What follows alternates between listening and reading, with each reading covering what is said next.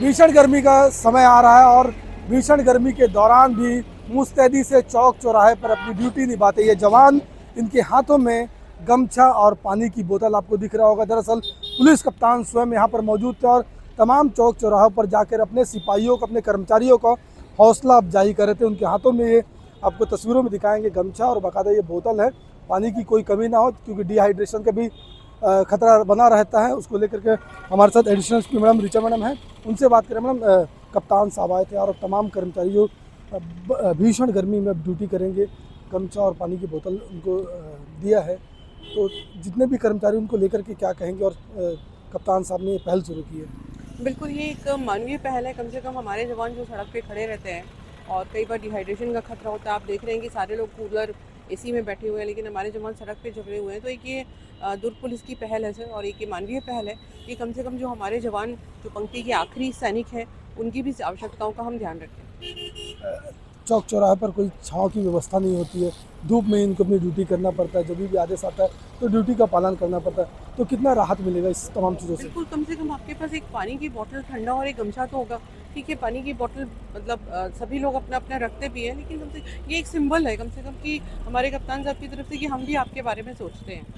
Madam, अभी कुमारी flyover जो है उसमें मेंटेनेंस का काम चला है, 1 महीने का डेडलाइन प्रशासन की ओर से दिया गया। आप लोग भी की बड़ी मुस्तैदी दिखाई दी है, जो गाड़ियाँ नागपुर से रायपुर की ओर आ रही है, मतलब किसी प्रकार की कोई अव्यवस्था नहीं हो रही, उसको लेकर कितने जवान, कितने अधिकारी, कितने कर्मचारी लगे हुए हैं? एक्चुअली क्या है कि जो अभी आपको ग्राउंड पे दिख रहा है, लगभग 7 लोग हमारे लगे हुए हैं। और लेकिन इसकी जो प्लानिंग है वो हम लोगों ने बहुत पहले से लगभग 20 तारीख के आसपास चालू कर दी थी।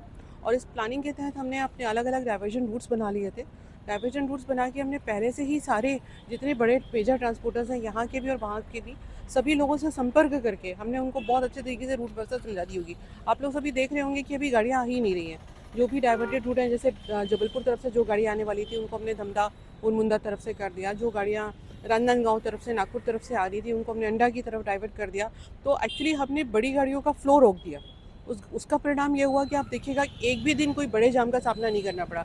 अदरवाइज़ लोगों को लग रहा था कि बहुत ज़्यादा जाम होगा, बहुत ज़्यादा परेशानी होगी, लेकिन हमारी प्लानिंग जो है वो पूरी तरीके से कामयाब रही और कोई भी तरह की अव्यवस्था का सामना अभी तक जो है पब्लिक को नहीं करना पड़ा। मैडम, जब रूट डाइवर्ट करने का समय आ रहा था तो मन में कहीं लगा होगा कि अरे अब तो बड़ा टफेस्ट काम आने वाला है? नहीं नहीं, ऐसा कुछ नहीं था, क्योंकि पिछली पहली 2 बार भी आर्थिक नाकेबंदी वगैरह जिस समय हुई थी, उस समय चूँकि रूट डाइवर्ट किया था, तो हमारी एक प्रैक्टिस थी।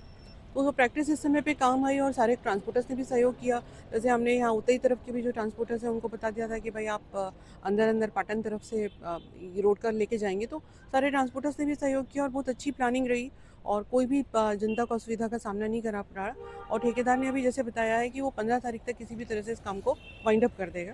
ये एक राहत की बात है। तो स्थानीय जो वाहन चालक उन्होंने भी आप लोगों की बात मानी है, तो तमाम चीज़ों को उपयोग किया उन्होंने? स्थानीय और बाहर भी, मतलब हमने टारगेट किया था कि हम लगभग सारे ट्रांसपोर्टर्स तक पर्सनल पहुँचे।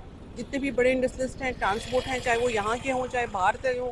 तो ट्रैफिक जवानों ने भी लगातार 10 दिन मेहनत की, उनको सारे नक्शे प्रोवाइड किए, उनको सारा कुछ बताया। आप देखिएगा जैसे बाफना में नॉर्मली भी अभी इतना लंबा जाम नहीं लग रहा है, और प्रॉपर प्लानिंग की तरह से बाफना में भी हमारे जो जवान ठहर गए हैं वो धीरे धीरे 5-5, 10-10 गाड़ियों को करके छोड़ते हैं कि पीछे भी लाम बहुत लंबा ना चला जाए।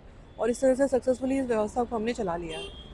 बिल्कुल एडिशनल एसपी मैडम, ट्रैफिक को आपने सुना जिस प्रकार से तमाम जो चीज़ें यहाँ पर मौजूद हैं, और एसपी साहब, कप्तान साहब की मौजूदगी में यहाँ पर बाकायदा पानी की बोतल और गमछा वितरण किया गया, और एडिशनल एसपी ट्रैफिक मैडम भी यहाँ पर मौजूद है, तमाम कर्मचारियों को हौसला अफजाई कर रही है। और कुम्हारी जो फ्लाईओवर है, जो कुम्हारी का खारून नदी फ्लाईओवर, उसका मेंटेनेंस को लेकर के 1 माह में जो काम बंद है वो काम चल रहा है, और जो ट्रैफिक को लेकर के अलग अलग रूट्स डाइवर्ट किया गया उसको लेकर के अब पुलिस प्रशासन भी मुस्तैदी से काम करा, और किसी भी प्रकार की अव्यवस्था अब तक दिखाई नहीं दी है, जिसको लेकर के तमाम पुलिस के जवान यहाँ पर मुस्तैदी से अपने काम कर रहे हैं। और आने वाले जो भी डेडलाइन है उसमें काम पूरा होने तक का इंतजार करो, फिर से जो वाहन चालक है उसी प्रकार से उसी रूट पर अपनी गाड़ियों को आराम से चला सकते हैं। जो फिलहाल कर्मचारी अधिकारी सारे इन्फोर्समेंट में लगे हुए हैं, काफ़ी धूप में भी काम करते हैं, तो उनको आज वाटर बॉटल और गमछा दिया गया है ताकि वो अपनी ड्यूटी का निर्वहन और बेहतर ढंग से कर सकें।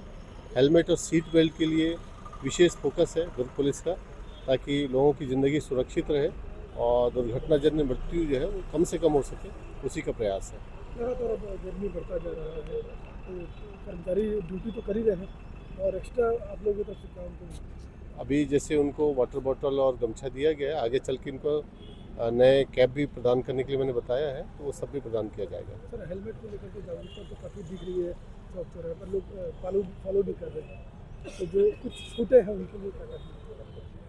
देखिए, बिना हेलमेट के आपका जो दुर्घटना में रिस्क है वो काफ़ी बढ़ जाता है और जितने भी अनुभव हैं, पुराने जो एग्जाम्पल हैं, वो यही इंडिकेट करते हैं कि जहाँ टू व्हीलर सवार हेलमेट नहीं पहनता है तो एक्सीडेंट में मृत्यु होने का रिस्क काफ़ी बढ़ जाता है। तो मेरा सभी से अपील है कि जो भी मोटरसाइकिल सवार है कृपया हेलमेट पहन के ही निकले और न सिर्फ ड्राइवर बल्कि पीछे जो बैठे हैं वो भी हेलमेट का अनुपालन करें। ठीक है सर, थैंक यू।